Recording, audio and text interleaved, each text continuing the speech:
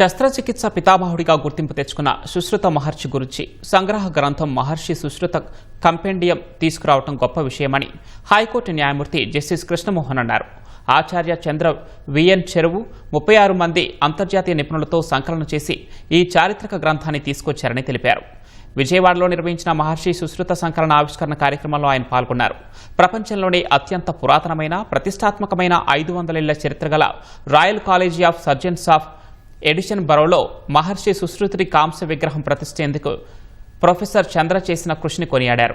దీనికోసం స్వామి మలై ప్రత్యేకంగా విగ్రహాన్ని తయారు చేయించారని తెలిపారు.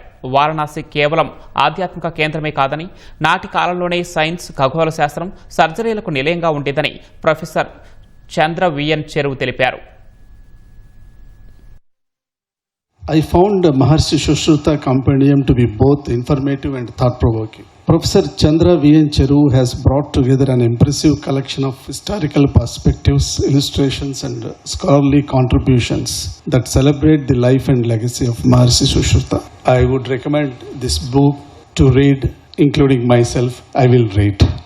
A historic tribute to the father of surgery and Bharat's medical heritage.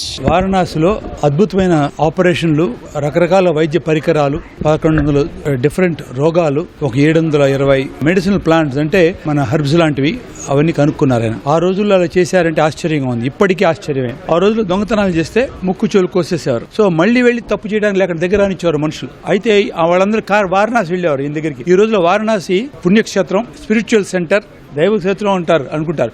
But దీనికంటే కూడా ఆ రోజుల్లో దాంతోపాటు అస్ట్రానమీ, సైన్స్, సర్జరీ, మెడిసిన్ అన్నిటికీ ఇంపార్టెంట్ వారణాసి. ఇక్కడ చర్మం తీసి మొదటిని చర్మం తీసి తిప్పి ముక్కు కుట్టేవాడు, చెవి చర్మం తీసి చెవు కుట్టేవాడు, నార్మల్గా ఉండేవాడు, వెళ్ళిపోయేవాడు.